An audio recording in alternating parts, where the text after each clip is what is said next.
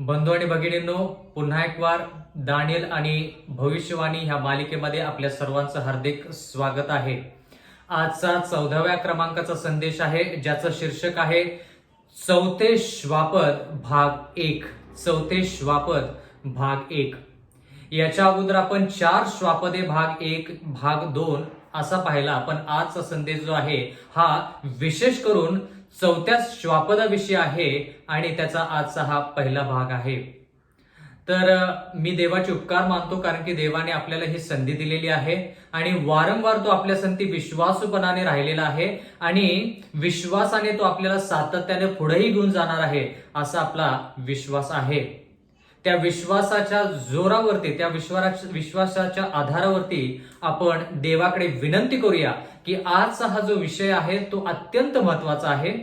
समजण्यासाठी थोडा कठीण असू शकतो, पण देवाकडे आपण विनंती करूया की पवित्र आत्मा त्यानं आमच्यावरती पाठवावा, जेणेकरून ह्या गहन आणि गूढ गोष्टी ज्या आहेत त्या समजण्यासाठी सोप्या जातील.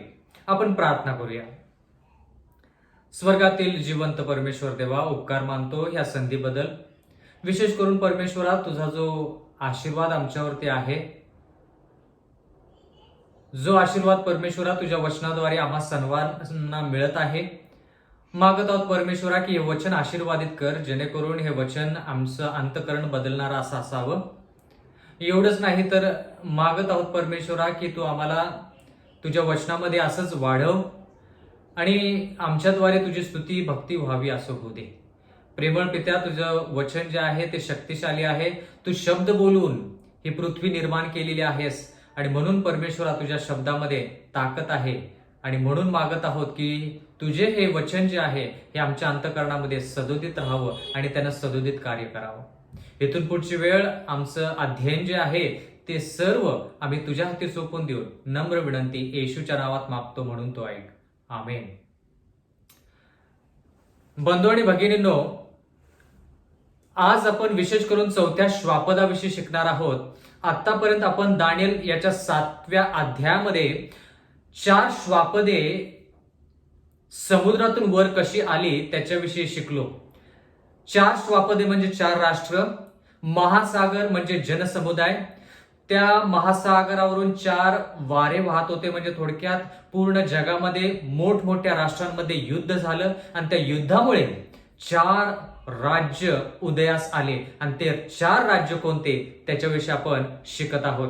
पहिलं राज्य जे आहे ते बाबेलचं राज्य आहे, ज्याची कारकीर्द 605 ख्रिस्तपूर्व ते 539 ख्रिस्तपूर्व अशी आहे. आपण असंही पाहिलं की दुसरं श्वापद म्हणजे थोडक्यात दुसरं राष्ट्र जे मेदी पारसीचं राष्ट्र आहे, ज्याची कारकीर्द 539 ख्रिस्तपूर्व ते 331 ख्रिस्तपूर्व अशी आहे. त्याच्यानंतर आपण असं देखील पाहिलं की तिसरं राष्ट्र जे आहे किंवा तिसरं श्वापद ज्या या दृष्टांतामध्ये दर्शवलेलं आहे ते राष्ट्र म्हणजे ग्रीसचं राष्ट्र, थोडक्यात अलेक्झांडर किंवा सिकंदरचं राष्ट्र असं आपण म्हणू शकतो. त्याच्यामध्ये आपण असं पाहिलं की त्याची कारकीर्द जी आहे ती 331 ख्रिस्तपूर्व ते 168 ख्रिस्तपूर्व अशी आहे. आणि हे जे 3 श्वापद आहेत हे 3 श्वापद वेगवेगळे आहेत. त्याच्यानंतर आपण आज विशेष करून चौथ्या श्वापदाविषयी विचार करणार आहोत. म्हणजे थोडक्यात दानियल 2 मध्ये जी भविष्यवाणी आहे आणि दानियल 7 मध्ये जी भविष्यवाणी आहे ती भविष्यवाणी एकच आहे, पण दानियल 2 मध्ये ती एका पुतळ्याच्या रूपामध्ये दर्शवलेली आहे. जसं की सुवर्णाचे शीर म्हणजे बाबेलचं राष्ट्र, छाती आणि हात जे रुपयाचे आहेत ते मेदी पारशीला दर्शवतात. त्याच्यानंतर पोट आणि मांड्या ज्या पितळाने दर्शवलेले आहेत ते ग्रीसचं राज्य आहे. आणि त्याच्यानंतर चौथं राष्ट्र किंवा राज्य म्हणजे पाय जे लोखंडाने दर्शवलेले आहेत. त्या चौथ्या राज्यामध्ये 2 भाग आहेत. एक पाय म्हणजे थोडक्यात पायाचा भाग जो आहे तो लोखंडाने दर्शवलेला आहे आणि पावलं आणि बोट जे आहेत ते लोखंड आणि मातीने दर्शवलेली आहेत. तर पायाचा भाग जो लोखंड आहे तो रोमचा पहिला भाग आहे, ज्याला आपण विधर्मी रोम असं म्हणू शकतो. आणि चौथ्या राज्याचा दुसरा भाग जो पावलांनी आणि बोटांनी दर्शवलेला आहे, माती आणि लोखंडाचं जे मिश्रण आहे, ते रोमचं राज्य म्हणजे थोडक्यात आध्यात्मिक रोम म्हणजे पोपचं राज्य असं आपण म्हणू शकतो. तोच संदर्भ आपण दानिएल 7 मध्ये पाहत आहोत. पण ह्या ठिकाणी श्वापदाने हा जो दृष्टांत आहे तो दृष्टांत दर्शवलेला आहे. जसं की पहिलं श्वापद जे सिंहासारखं आहे ते बाबेलचं राष्ट्र आहे. दुसरं श्वापद जे आहे जे अस्वलासारखं आहे ते मेदी पारसीचं राष्ट्र आहे. तिसरं श्वापद जे आहे जे चित्त्यासारखं आहे, त्याला 4 डोकी आहेत आणि 4 पंख आहेत, ते ग्रीसचं राज्य. आणि आज आपण विशेष करून चौथ्या राष्ट्राविषयी शिकणार आहोत. तर बंधू आणि भगिनींनो, आपण देवाच्या वचनाकडे दानिएलचा 7वा अध्याय आणि 7व्या वचनामध्ये काय लिहिलंय ते पाहूया. ह्यानंतर मी रात्रीच्या दृष्टांतात पाहिले तो पहा, एक चौथे श्वापद विक्राळ, भयानक व अतिशय बळकट असे होते. त्याला मोठाले लोखंडी दात होते. ते सर्व काही चावून त्याचा चुरा करी व उरलेले आपल्या पायाखाली तुडवी. ते अगोदरच्या सर्व श्वापदाहून भिन्न होते आणि त्याला 10 शिंगे होती. आता ह्या ठिकाणी चौथे श्वापद म्हणजे चौथे राष्ट्र, दानिएल 7:17 प्रमाणे श्वापदे जे आहेत ते 4 राजांना दर्शवतं. 4 राज्ये म्हणजे राज्यांचे प्रतिनिधी, म्हणून ते 4 श्वापदे जे आहेत ते 4 राष्ट्र आहेत. तर ह्या ठिकाणी चौथं राष्ट्र जे आहे ते त्याचं वर्णन केलेलं आहे की ते विक्राळ आणि भयानक असं आहे. आता बंधू आणि भगिनींनो, जर आपण बाकीच्या 3 श्वापदांविषयी विचार केला तर आपल्याला त्या ठिकाणी काय पाहायला मिळतं. पहिलं श्वापद सिंहासारखं आहे, म्हणजे आपल्याला सिंह म्हणजे काय माहित आहे. म्हणजे आपण कल्पना करू शकतो की सिंह कसा आहे, त्याचे गुणधर्म कसे आहेत, त्याच्यावरून ते राष्ट्र कसं आहे ते आपण थोडक्यात समजू शकतो. दुसऱ्या राष्ट्राचा विचार केला जे मेदी पारसीचं राष्ट्र आहे, ते अस्वलाने दर्शवलेलं आहे. आता अस्वलाच्या तोंडामध्ये 3 फासोळ्या आहेत. त्याचा एक भाग जो अंगाचा आहे तो एक अंग जे आहे ते वर आहे. या सर्व गोष्टी आपण शिकलेल्या असताना देखील आपल्याला अस्वलाविषयी थोडी तर माहिती आहे. एवढंच नाही तर तिसऱ्या राष्ट्राविषयी ज्यावेळेस आपण शिकलो त्यावेळेस ते चित्त्यासारखं आहे असं आपण पाहिलं. म्हणजे थोडक्यात चित्ता वेगवान आहे, त्याचे गुणधर्म काय आहेत त्याच्यावरून आपण त्या राष्ट्राचे गुणधर्म शोधून काढू शकतो. पण चौथं राष्ट्र कोणत्याही तशा प्रकारच्या प्राण्याला न दर्शवता ह्या ठिकाणी फक्त लिहिलेलं आहे की ते एक श्वापद आहे. म्हणजे थोडक्यात बंधू आणि भगिनींनो, देवाला जर ह्या श्वापदाचं जर वर्णन करायचं तर कोणत्याही प्राण्याच्या द्वारे हे राष्ट्र प्रगट होऊ शकत नाही किंवा दर्शवलं जाऊ शकत नाही. एवढं वेगळं असं राष्ट्र आहे. आणि एवढंच नाही तर देवाचं वचन म्हणतं ते चौथं राष्ट्र जे आहे ते विक्राळ, भयानक व अतिशय बळकट. आता आपण शब्द काय शिकायचे ह्या ठिकाणी, विक्राळ आणि भयानक. हे शब्द देवाच्या वचनामध्ये कसे वापरलेले आहेत ते पाहायचं, मग आपल्याला कळेल की हे राष्ट्र कसं आहे. दानिएलचा 9वा अध्याय 4थं वचन, मी आपला देव परमेश्वर ह्याची प्रार्थना करून पापांगीकार केला तो असा, हे प्रभू, हे थोर व भयावह देवा. ह्या ठिकाणी भयावह देवा असं परमेश्वराचं वचन म्हणतं. आता थोर म्हणजे आपल्याला कळालं की त्याची थोरवी आहे, पण दुसरा शब्द ह्या ठिकाणी आहे की भयावह. भयावह म्हणजे काय, म्हणजे थोडक्यात भीती. त्या ठिकाणी त्या देवाची भीती जी आहे ती राष्ट्रांवरती आहे असं आपल्याला समजतं. मग आपण असं म्हणावं का की चौथं राष्ट्र विक्राळ व भयानक. भयानक म्हणजे भयावह, भीतीदायक. म्हणजे आपण असं म्हणायचं का की देव जो आहे तो चौथं श्वापद आहे, कारण की तेच गुणधर्म आहेत. बंधू आणि भगिनींनो, म्हणून म्हटलं की ते शब्द जे आहेत ते शब्द कोणत्या रूपामध्ये वापरलेत ते पाहून घ्यायचं. कारण की भयावह हा शब्द जो आहे किंवा भीतीदायक हा शब्द जो आहे तो देवासाठी देखील वापरलेला आहे. जसं आपण सिंहासाठी वेगवेगळे शब्द वापरले. सिंह म्हणजे येशू ख्रिस्ताला पण दर्शवलेला आहे, सैतानाला पण दर्शवलेला आहे. पण त्या ठिकाणी तो जो सिंह जो आहे दानिएल 7 मध्ये तो बाबेलोनला दर्शवतो किंवा बाबेला दर्शवतो. येशू ख्रिस्ताला आणि सैतानाला दर्शवत नाही. म्हणून ह्या ठिकाणी हे चौथं श्वापद जे आहे, जरी ह्या ठिकाणी भयानक शब्द आला असला या श्वापदासाठी, तरी देखील तो भयानक शब्द, भीतीदायक शब्द जो देवासाठी वापरलेला आहे, तो देव जो आहे तो चौथं श्वापद नाही, हे आपण जाणून घेतलं पाहिजे. कारण की ह्या ठिकाणी असं लिहिलेलं आहे की हे श्वापद आहे, म्हणजे थोडक्यात काय, राष्ट्र आहे.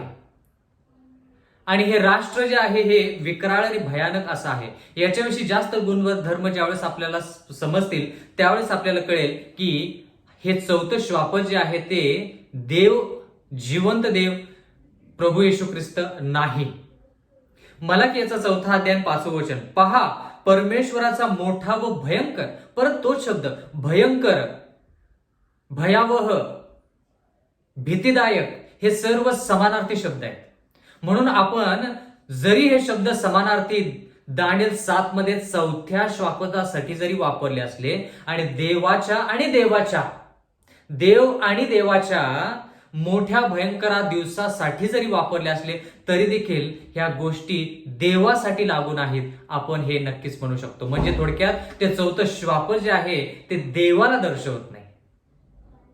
आता कोणत्या दृष्टिकोनातून ते श्वापद विकराळ आणि भयानक आहे, कोणत्या दृष्टिकोनातून देव भयंकर, त्याचा त्या देवाचा दिवस जो आहे तो भयंकर आहे, ते कशावरून, कोणत्या दृष्टिकोनातून, हे आपण पाहूया. या ठिकाणी असं लिहिलेलं आहे, पहा, परमेश्वराचा मोठा व भयंकर दिवस येण्यापूर्वी मी एलिया संदेश त्याला तुमच्याकडे पाठवेन. आता ह्या ठिकाणी लिहिले देवाचा मोठा व भयंकर दिवस येण्यापूर्वी. पण त्याच्या अगोदर आपण काय वाचलं दानिएल 9:4 मध्ये, की दानिएल म्हणतो, हे प्रभू, हे थोर व भयावह देवा. असं जर आहे तर आपण असं का म्हणत नाही की चौथं श्वापद जे आहे ते देव आहे? कारण की चौथ्या श्वापदाचा ज्यावेळेस आपण विचार करतो त्यावेळेस आपण दानिएल 2 मध्ये चौथ्या राष्ट्राविषयी विचार केला, जे पायाचा भाग आहे आणि लोखंडाने दर्शवलेला आहे. त्या ठिकाणी ते लोखंड काय करतं, चूर्ण करतं, सर्व गोष्टी चावून सर्व गोष्टी नष्ट करतं. म्हणजे थोडक्यात ते चौथं राष्ट्र जे आहे ते चौथं राष्ट्र नकारात्मक देवाच्या लोकांचा नायनाट करण्याचा प्रयत्न करतं किंवा त्यांचा छळ करतं. पण देव जो आहे तो ह्या ठिकाणी त्याचा भयंकर मोठा दिवस जो आहे तो त्याच्या लोकांना नष्ट करण्यासाठी येशू ख्रिस्ताचं दुसरं आगमन नाही. प्रियजन हो, पुन्हा एक वार आपण तो मुद्दा पाहूया.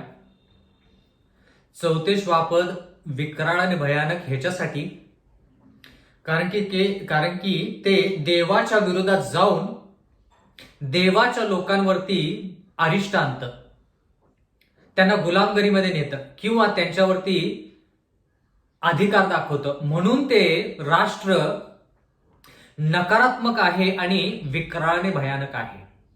दानिएलचा 9 अध्याय 4 वचन, मी आपला देव परमेश्वर याची प्रार्थना करून पापांगीकार केला तो असा, हे प्रभू, हे थोर व भयावह देव, असं देवाचं वचन म्हणतं. म्हणजे थोडक्यात भीतीदायक देव. आता भीतीदायक देव कोणासाठी? पवित्र लोकांसाठी का पापी लोकांसाठी? पापी लोकांसाठी भीतीदायक देव. त्याचा अर्थ असा नाही की चौथं श्वापद जे आहे ते देवाचं राज्य आहे. देवाचं राज्य म्हणजे येशू ख्रिस्ताचं दुसरं येणं जे आहे ते चांगल्या गोष्टीसाठी आहे, म्हणून त्याला मोठा आणि भयंकर दिवस असं म्हटलेलं आहे. जे लोक पवित्र आयुष्य जगलेले आहेत त्यांना सार्वकालिक जीवन देण्याची जी क्रिया आहे किंवा जी योजना आहे त्या योजनेनुसार येशू ख्रिस्त दुसऱ्या वेळेस येणार आहे. म्हणजे थोडक्यात ती नकारात्मक गोष्ट नाही. पण चौथ्या श्वापदाविषयी ज्यावेळेस आपण पाहतो ते विकराळ भयानक आहे. म्हणजे थोडक्यात का भयानक आहे? कारण की नकारात्मक दृष्टिकोनातून ते भयानक आहे. पण येशू ख्रिस्त जो आहे तो सकारात्मक गोष्टीने भयंकर आहे. आता कळाला का फरक? म्हणून चौथे श्वापद जे आहे ते येशू ख्रिस्त किंवा त्याच्या राज्याला दर्शवत नाही. दानिएलचा 7 अध्याय आणि 19 वचन, मग ते चौथे श्वापद जे इतरांहून भिन्न असून अतिविकराळ होते. आता ह्या ठिकाणी अतिविकराळ असा शब्द वापरलेला आहे. ज्याचे दात लोखंडाचे व नखे पितळेची होती असं देवाचं वचन म्हणतं. आता अतिविकराळ, भयानक, भीतीदायक ह्या राष्ट्राचे काय आहेत? गुणधर्म आहेत. आता ह्याच्याविषयी आपण हे शब्द उचलायचे आणि ते शब्द कसे देवाच्या वचनामध्ये वापरलेत आणि ह्या श्वापदासाठी ते शब्द का वापरलेत असं आपण बघायचं. आता सिंहाचा जर विचार केला तर त्या ठिकाणी भयंकर, विक्राळ असे शब्द वापरलेले नाहीत. अस्वलासाठी देखील वापरले नाहीत, चित्त्यासाठी देखील वापरले नाहीत, पण चौथ्या श्वापदासाठी ते नक्कीच वापरलेले आहेत.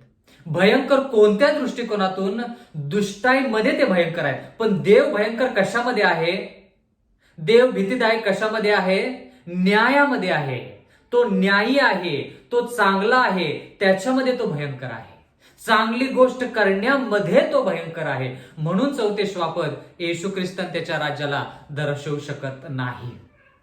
कारण की लोक तुम्हाला विचारतील, जर ह्या ठिकाणी विक्राळ आणि भयंकर शब्द आलेला आहे तर तुम्ही म्हणता की ते रोमचं राष्ट्र आहे, पण येशू ख्रिस्तासाठी, देवासाठी, देवाच्या त्या दिवसासाठी हेच शब्द वापरलेले आहेत. तर हे चौथं राष्ट्र देव किंवा येशू ख्रिस्त त्याचं राज्य का नाही? स्पष्टपणे आपण सांगू शकलो पाहिजे की हे राष्ट्र जे आहे हे भयंकर आणि विक्राळ चुकीच्या गोष्टीमध्ये आहे, चुकीची गोष्ट करण्यामध्ये आहे. पण येशू ख्रिस्त जो आहे आणि त्याचं येण्याचं जे दुसरं आगमन आहे, त्याचा तो दिवस जो आहे तो भयंकर मोठा कशा बाबतीत? न्यायाच्या बाबतीत, चांगली गोष्ट करण्याच्या बाबतीत. त्याच्या योजना ज्या आहेत, ज्या पवित्र लोकांसाठी, त्या योजनेस्तव तो दिवस मोठा आणि थोर आहे आणि भयंकर आहे असं आपण म्हणू शकतो. म्हणून चौथे श्वापद येशू ख्रिस्त आणि त्याचं राज्य नाही. पहिले पेत्र याचा 5वा अध्याय आणि 13वा वचन. बाबेलातील तुमच्यासारखी निवडलेली मंडळी तुम्हाला सलाम सांगते. आता हे कोण लिहितंय? पेत्र लिहित आहे. आता मला तुम्ही सांगा की पेत्र नवीन करारामध्ये, बरोबर, पहिल्या शतकामध्ये, थोडक्यात त्यानं ज्यावेळेस पत्र लिहिलं त्यावेळेस तो बाबेलोनमध्ये होता का? किंवा बाबेलमध्ये होता का? म्हणजे दानिएलच्या काळामध्ये होता का? कळालं का बंधू आणि भगिनींनो, की आता ज्यावेळेस आपण दानिएल 7 पासून दानिएल 12 पर्यंत विचार करतो ना, खोल विचार करायचा, पुढं पाठीमागं पूर्ण शास्त्र आपण उलगडून पाहायचं. आता ह्या ठिकाणी पेत्र म्हणतो, बाबेलातील तुमच्यासारखी निवडलेली मंडळी तुम्हाला सलाम सांगते आणि माझा मुलगा मार्क हाही सलाम सांगतो. आता ह्या ठिकाणी देवाचं वचन म्हणतं की पेत्र जो आहे तो ज्यावेळेस त्यानं त्याचं पत्र लिहिलं, पेत्र याचं पहिलं पत्र किंवा पेत्राचा दुसरं पत्र जे आहे, ते जे पत्र आहेत ते त्यानं रोममध्ये असताना लिहिले, रोमच्या राज्यामध्ये असताना लिहिले. पण त्या ठिकाणी तो रोमच्या राज्याला काय म्हणतो? बाबेल. कारण की का? त्याला स्पष्टपणे ह्या ठिकाणी सांगायचं आहे की रोमचं राष्ट्र जे आहे त्याच्यामध्ये बाबेलचे गुणधर्म आहेत. जरी ते चौथं राष्ट्र असलं, आता जरा विचार करायचा बरं का, जरा विचार करायचा की ज्यावेळेस पेत्र आणि बाकीचे जे प्रेषित होते त्यांनी ज्यावेळेस सेवा करायला सुरुवात केली, म्हणजे येशू ख्रिस्ताच्या स्वर्गरोहणानंतर ज्यावेळेस त्यांनी सेवा करायला सुरुवात केली त्यावेळेस पेत्र जो आहे तो पेत्र त्याची पुस्तकं जे आहेत तो कुठे लिहित आहे? रोममध्ये असताना लिहित आहे. पण त्या ठिकाणी तो रोम शब्द न वापरता बाबेल असा शब्द वापरतो. कारण की का? रोमचे आणि बाबेलचे गुणधर्म एकच. म्हणजे थोडक्यात म्हणून आपण म्हणालो दानिएल 2 मध्ये की चौथं श्वापद रोमचा पहिला भाग जो पायाने लोखंडाने दर्शवलेला आहे, तो रोमचा जो पहिला भाग आहे त्याला विधर्मी याच्यासाठी म्हटलेला आहे कारण की त्या ठिकाणी मूर्तीपूजा होते, म्हणून त्याला विधर्मी आपण म्हणतो. तीच गोष्ट पेत्र ह्या ठिकाणी स्पष्ट करत आहे. बाबेलातील तुमच्यासारखी निवडलेली मंडळी तुम्हाला सलाम सांगते. रोम शब्द म्हणू शकला असता, तो स्पष्टपणे लिहू शकला असता, कारण की ज्यावेळेस त्याने हे पत्र लिहिलं त्यावेळेस तो रोम मध्ये होता. मग रोम हा शब्द त्याने का वापरला नाही? कारण की त्याला हे सांगायचं आहे की जरी मी रोम मध्ये असलो तर हे बाबेल आहे. कारण की का? मूर्तीपूजक विधर्मी रोम आहे. रोमचा हा पहिला भाग आहे. बंधूने भगिनीनो, दानिएलचा 2रा अध्याय आणि 31वा वचन या ठिकाणी लिहिलेलं आहे. महाराज, आपण दृष्टांत पाहिला, त्यात एक मोठा पुतळा आपल्या नजरेस पडला. म्हणजे दानिएल 2 कडे आता परत जायचं आणि दानिएलाने नबुकदनेझराला जे स्वप्न सांगितलं त्याच्याविषयी पाहूया. महाराज, आपण दृष्टांत पाहिला, त्यात एक मोठा पुतळा आपल्या नजरेस पडला. हा पुतळा भव्य व तेजपुंज असा आपणापुढे उभा होता. त्याचे रूप विक्राळ होते. बघा ते शब्द, भव्य, विक्राळ. मग आपण असं का म्हणत नाही की चौथे राष्ट्र जे आहे ते बाबेलचं राष्ट्र आहे? कारण की बाबेलचं राष्ट्र तर पहिलं श्वापद आहे. मग चौथं राष्ट्र पण कसं बाबेलचं राष्ट्र होऊ शकेल? म्हणजे थोडक्यात ह्या ठिकाणी देवाला हे शब्द मुद्दाम त्या चौथ्या श्वापदासाठी का वापरायचे आहेत? कारण की देवाला सांगायचं आहे की विधर्मी बाबिलोनमध्ये आणि ह्या रोमच्या राष्ट्रामध्ये काहीही फरक नाही. प्रियजन हो, चौथ्या श्वापदाचे जे शब्द आहेत ते देवासाठी वापरलेले आहेत. म्हणून हे चौथं श्वापद जे आहे ते देवासारखं होऊ इच्छितो. मोठं, भयंकर, विक्राळ, पराक्रमी. कारण की का या राष्ट्राची इच्छा आहे की त्यानं देवासारखं व्हावं. पण हे राष्ट्र कसं आहे, जरी तेच शब्द ह्या राष्ट्रासाठी वापरले जरी असले तरी हे राष्ट्र देवासारखं चरित्रानुसार नाही. तेच शब्द जरी वापरले असले तर नकारात्मक गोष्टीमध्ये ह्या श्वापदासाठी ते शब्द वापरलेले आहेत. पण देवासाठी तेच शब्द सकारात्मक दृष्टिकोनातून वापरलेले आहेत. आता ज्यावेळेस आपण मोठा असा शब्द वापरतो, मोठा म्हणजे चांगल्या दृष्टिकोनातून मोठा का वाईट दृष्टिकोनातून मोठा? आपण ज्यावेळेस म्हणतो तो माणूस फार मोठा माणूस आहे, मोठा म्हणजे कोणत्या बाबतीत मोठा? देवाचे गुणधर्म आहेत म्हणून मोठा का सैतानाचे गुणधर्म आहेत म्हणून मोठा? बंधू आणि भगिनींनो, दानिएल याचा 2रा अध्याय आणि 45वा वचन. आपण स्वप्नात असे पाहिले की कोणाचा हात न लागता त्या पर्वतापासून एक पाषाण आपोआप सुटला आणि त्याने लोखंड, पितळ, माती, रुपे व सोने यांचे चूर्ण केले. म्हणजे दानिएल 2 मध्ये आपण पाहिले की हा पाषाण कोण आहे? येशू ख्रिस्त आहे. म्हणजे येशू ख्रिस्त आणि त्याचं जे दुसरं आगमन आहे हे कशासाठी? कारण की जगातले हे सर्व जे राष्ट्र आहेत जे देवाच्या विरुद्ध आहेत, ते देवाच्या विरुद्ध राष्ट्र जे आहेत ते सगळे नष्ट व्हावेत म्हणून तो पाषाण आपोआप हात न लागता सुटतो. त्या पाषाणाचं कार्य काय की जगातले सर्व राष्ट्र जे आहेत ते नष्ट व्हावेत आणि जो जिवंत देव आहे त्याचं राष्ट्र या ठिकाणी अस्तित्वात यावं. आता ह्या ठिकाणी जर आपण विचार केला तर ह्या पुतळ्याचा जे सोन्याने दर्शवलेला आहे, एवढंच नाही तर पितळ, रुपे, लोखंड आणि माती यानं जे दर्शवलेलं आहे ते पूर्णपणे काय होतं? चुरा होतो किंवा ते चूर्ण होते, नष्ट होते. आणि जर तुम्ही पाहिलं तर हेच गुणधर्म जे आहेत हे चौथ्या राष्ट्रामध्ये असल्यासारखं आपल्याला दिसतं. कोणते गुणधर्म? पूर्णपणे चूर्ण करायचं, पूर्णपणे नष्ट करायचं.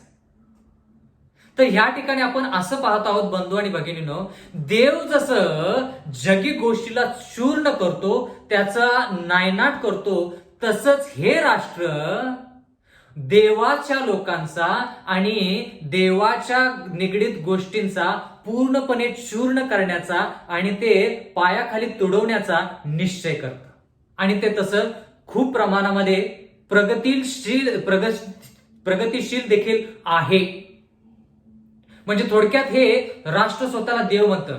म्हणजे कसं? देव चूर्ण करू शकतो ना, मीही चूर्ण करेन. देव भयावह आहे ना, मीही भीतीदायक आहे. देव मोठा आहे ना, मीही मोठा. कळालं का आता? तेच शब्द पण जमीन आसमानचा फरक. हे राष्ट्र जे आहे नकारात्मक गोष्टीतून चूर्ण करतं, पण देव जो आहे तो चांगल्या दृष्टिकोनातून चूर्ण करतो. हे जाणून घेणं फार गरजेचं आहे. कारण की लोक आपल्याला प्रश्न विचारतील, कारण की ते शब्द जवळपास सर्व शब्द चौथ्या श्वापदाला जे वापरलेले आहेत तेच देवासाठी पण वापरलेले आहेत. पण आपण त्या ठिकाणी हे शिकायचं की हे शब्द जे आहेत हे ह्या श्वापदासाठी का वापरलेत? कारण की हे श्वापद देव म्हणू इच्छितात. दानिएल याचा 7वा अध्याय 7वं वचन. यानंतर मी रात्रीच्या दृष्टांतात पाहिले तो पहा, एक चौथं श्वापद विक्राळ, भयानक व अतिशय बळकट असे होते. त्याला मोठाले लोखंडी दात होते. आता लोखंडी दात असं का लिहिलेलं आहे? कारण की प्रत्येक शब्द त्या श्वापदाचे गुणधर्म सांगतो. प्रत्येक शब्द. आता आपण अतिशय भयानक आणि विक्राळ हे शब्द शिकलो, त्याच्याविषयी आपण सविस्तर माहिती घेतली. आता लोखंडी दात असा शब्द आलेला आहे. आता लोखंडी हा शब्द ह्या राष्ट्रासाठी का वापरलेला आहे? आपण लोखंडाविषयी कुठं शिकलो?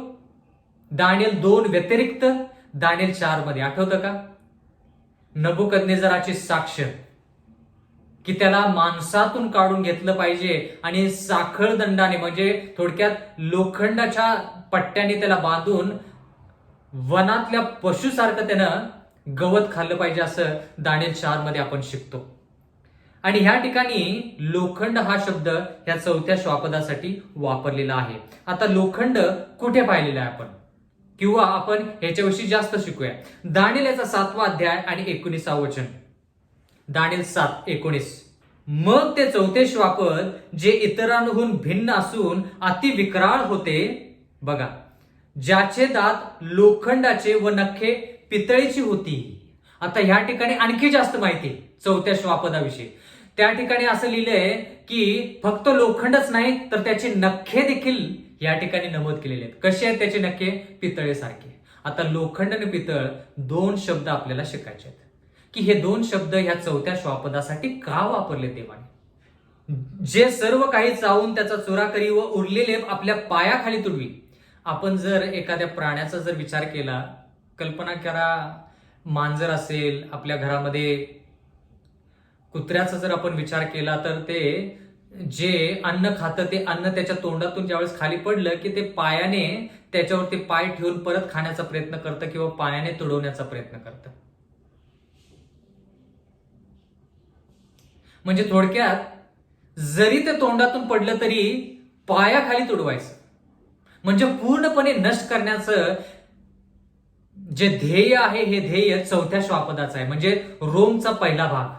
थोडक्यात रोमचा पहिला भाग. जर ह्या रोमच्या पहिल्या भागाची जर आपण माहिती घेतली, ह्याच्याविषयी आपण जास्त माहिती घेणार आहोत, पण जर आपण याच्याविषयी जर विचार केला तर दानिएल 2 मध्ये अगोदरच आपण शिकलेलो आहोत की याची कारकीर्द कोणती आहे, म्हणजे कोणत्या काळामध्ये आहे. 168 ख्रिस्तपूर्व ते 476 इसवी सन पर्यंतची आहे.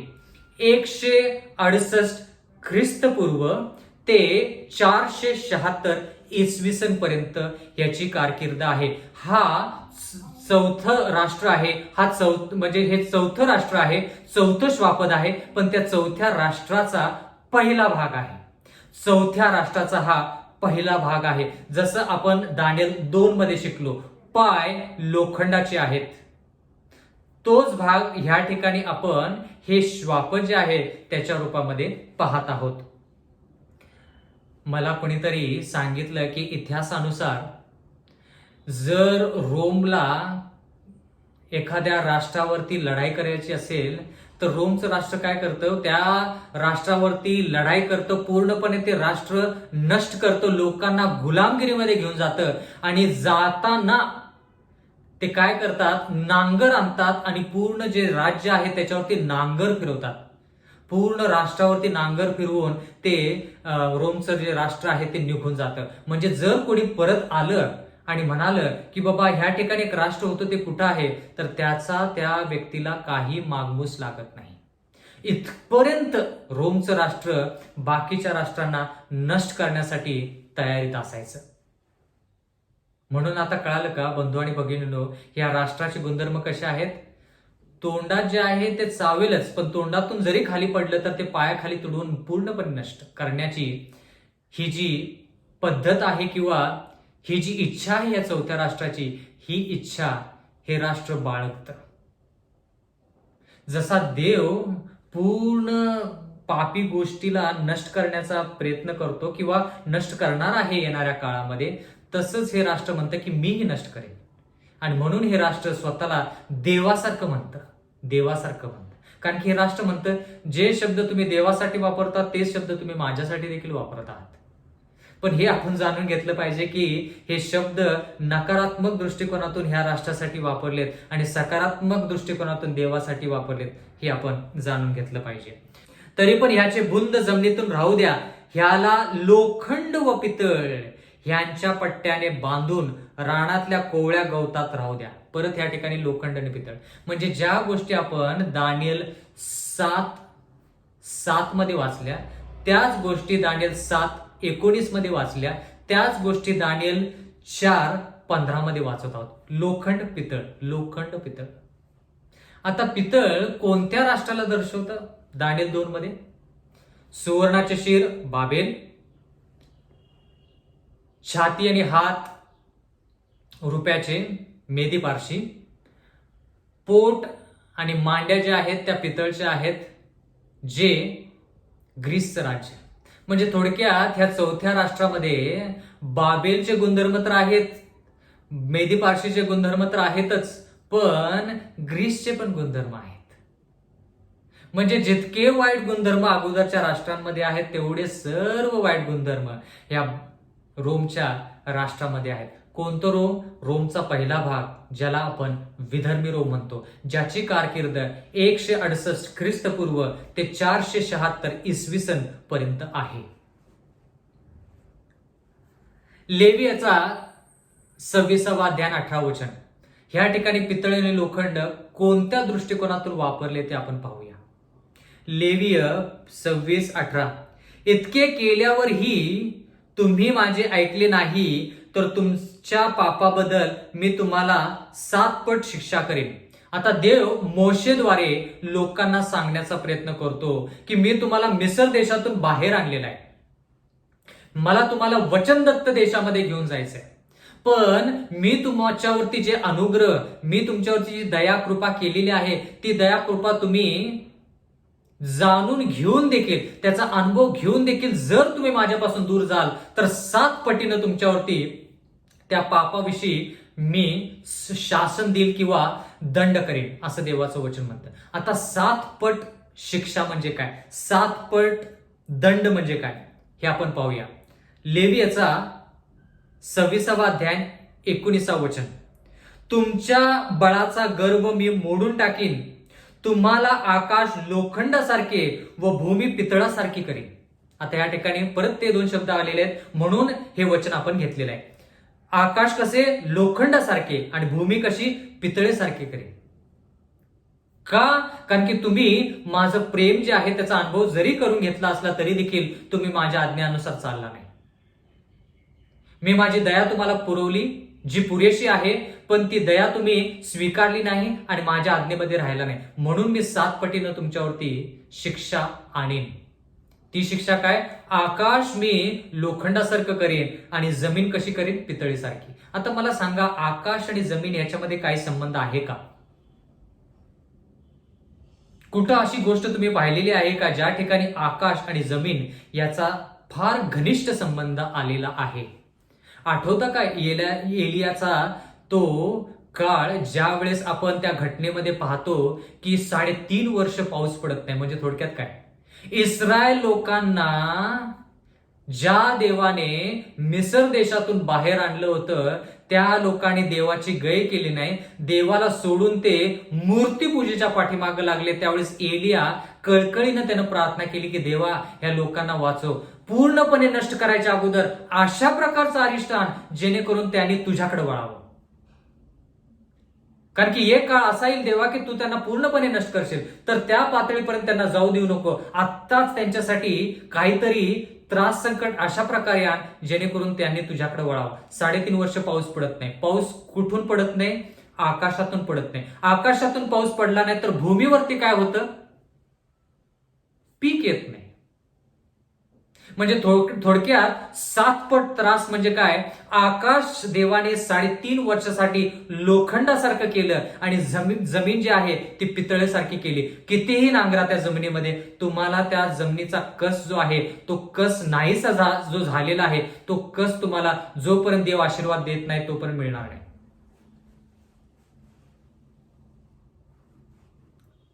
बंधू आणि भगिनींनो, फार खोल गोष्टी आहेत. मी जास्त खोलमध्ये जात नाही, कारण की का आपल्याला खूप काही गोष्टी पूर्ण करायच्या आहेत, पण ह्या गोष्टी महत्वाच्या देखील आहेत, कारण की जेवढं आपण खोल जाऊ तेवढं आपल्याला ह्या गोष्टी जास्त लक्षात राहील. वरचेवर जास्त आपण शिकलो की त्या वरचेवर शिकलेल्या गोष्टी जास्त लक्षात राहत नाहीत. येशू ख्रिस्ताचं उदाहरण घेऊया. येशू ख्रिस्ताला ज्यावेळेस वधस्तंभावरती प्राण द्यावे लागले त्यावेळेस त्याला आकाश आणि पृथ्वीच्या मध्ये त्याला टांगण्यात आलं. म्हणजे क्रूस जो होता तो आकाश आणि पृथ्वीच्या मध्ये होता. म्हणजे येशू ख्रिस्त न त्याचे पाय भूमीवरती होते, ना तो स्वर्गामध्ये किंवा आकाशामध्ये होता. म्हणून त्याला असं वाटलं की ह्या जगातले जे लोक आहेत, यहुदी जे लोक आहेत, ज्यांच्यासाठी तो आला, म्हणजे पूर्ण जगासाठी आला, पण त्यांच्याद्वारे पूर्ण जगाचे तारण करण्याची त्याची जी इच्छा होती, त्या यहुदी लोकांनाही त्याला सोडलं होतं. म्हणजे थोडक्यात पितळ त्याच्यासाठी हे जग जे आहे, हे जी धरती आहे, पृथ्वी आहे, पितळासारखी झाली. काही त्याच्यातून पीक येईना असं त्याला वाटलं. देवाकडे त्यानं विनंती केली, पण त्या ठिकाणी त्याला त्याचे पिता जो आहे, तो पिता जो आहे, त्याला वाटलं की त्याच्या पित्यानं पण त्याला सोडून दिलं. म्हणून तो रडला आणि म्हणाला, हे पित्या, मला तू का सोडिलेला आहेस? म्हणजे त्याला आकाश लोखंडासारखं वाटलं. बंधू आणि भगिनींनो, ह्या ठिकाणी आपण फार महत्वाची गोष्ट शिकत आहोत. लोखंड, आकाश लोखंडासारखं आणि जमीन पितळीसारखं जे आहे ते आपल्यासाठी पाहिजे, पण येशू ख्रिस्त म्हणाला की तुमचं पाप जर मी घेतलं तर माझ्यासाठी ते आकाश लोखंडासारखे आणि जमीन पितळीसारखं होईल. आणि त्यानं ते पाप जे आपलं आहे ते त्यानं स्वतःवरती घेतलं. म्हणजे ह्या ठिकाणी लेवियाच्या पुस्तकामध्ये मोशे ज्या गोष्टी बोलत आहे ते लोकांसाठी आहे, पण ते लोकांचं पाप येशू ख्रिस्ताने घेतलं. म्हणून येशू ख्रिस्ताला आता ह्या 7 पटीनं शिक्षा भोगावी लागली. 7 पटीनं. कळाला का संदर्भ? बंधू आणि भगिनींनो, हा फक्त इतिहासाचा वर्ग नाही. हा राजा आला, तो राजा गेला आणि ह्या राजानं त्या राजावरती नाही. ह्या ठिकाणी आपण सार्वकालिक जीवनाच्या गोष्टी करत आहोत. आपल्यामुळं येशू ख्रिस्ताला आकाश, ज्या आकाशाला त्यानं स्वतः बोलून निर्माण केलं, त्याच्यासाठी तो आकाश लोखंडासारखं झाला. ही पृथ्वी त्यानं बोलून निर्माण केली, ही पृथ्वी त्याच्यासाठी पितळ झाली. कोणाच्या पापामुळे? तुमच्या आणि माझ्या पापामुळे. म्हणून येशू ख्रिस्त जो आहे तो सर्वश्रेष्ठ, किंवा येशू ख्रिस्त हा एकमेव देव आहे असं म्हटलं तर जास्त बरोबर ठरेल. आणि म्हणून हे राष्ट्र म्हणतं की येशू ख्रिस्ताचे जे गुणधर्म आहेत ना ते मला पाहिजेत. ह्या राष्ट्रामध्ये पण लोखंड आणि पितळ आहे, म्हणजे थोडक्यात, कारण की ह्याचे दात कसे आहेत? लोखंडाचे आहेत. आणि ह्याचे नखे कसे आहेत? पितळीसारखे आहेत. मग असं जर आहे तर हे राष्ट्र देवाचं राष्ट्र आहे का? अजिबात नाही. लोखंड आणि पितळ कशासाठी? कारण की लोखंड जसं चुरा करतं, दानिएल 2 आठवतं ना, लोखंड जसं चुरा करतं, भुगा करतं प्रत्येक गोष्टीचं, तसं हे राष्ट्र देवाच्या गोष्टींचं चूर्ण करतं.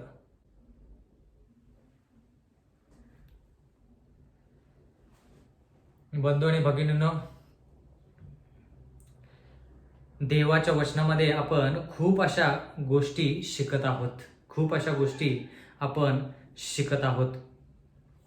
जर आपण आणखी जास्त गोष्टी शिकलो तर ह्याच्यामध्ये आपल्याला असं कळेल की हे जे श्वापद आहे, हे श्वापद जरी देवाचे शब्द ह्या श्वापदासाठी वापरले असले तर हे श्वापद स्वतःला देव म्हणू इच्छितं, पण हे जे श्वापद आहे याचे गुणधर्म बरोबर देवाच्या विरोधात आहेत. देवासाठी जे शब्द वापरले ते चांगल्या दृष्टिकोनातून, आणि तेच शब्द ह्या श्वापदासाठी, ह्या रोमच्या राष्ट्रासाठी जे वापरलेले आहेत ते वाईट दृष्टिकोनातून, म्हणजे थोडक्यात वाईट मार्गावरती हे राष्ट्र जातं, म्हणून तेच शब्द ह्या राष्ट्रासाठी वापरलेले आहेत. पण दोघांमध्ये फार फार फरक आहे. म्हणजे थोडक्यात हे राष्ट्र स्वतःला देव म्हणू इच्छितं. याच्याविषयी आपण जास्त शिकणार आहोत. पण येणाऱ्या काळात माझी अशी इच्छा आहे की येणाऱ्या काळामधले जे संदेश आहेत त्याच्यामध्ये देखील तुम्ही सहभाग घ्या. त्याच्यामध्ये देखील तुम्ही आणि मी देवाच्या वचनानुसार शिकूया, जेणेकरून आपल्या आध्यात्मिक जीवनामध्ये आपल्याला मदत होईल. आपण प्रार्थना करूया. सर्व समर्थ जिवंत परमेश्वर देवा, अखिल विश्वाचे उत्पन्नकर्त्या प्रभू, उपकार मानतो आजच्या या संधीबद्दल परमेश्वरा. जरी आम्ही या सर्व गोष्टी संत गतीने शिकत असलो तरी देखील परमेश्वरा, आमची अशी इच्छा आहे की आम्ही सखोल अभ्यास करावा, जेणेकरून येणाऱ्या काळामध्ये जे आम्हाला प्रश्न विचारले जातील त्या प्रश्नांचं योग्य उत्तर परिस्थितीनुसार, तुझ्या वचनानुसार योग्य उत्तर देऊन परमेश्वरा आम्ही प्रत्येक परिस्थितीवरती मात करावी असं होऊ दे. मागत आहोत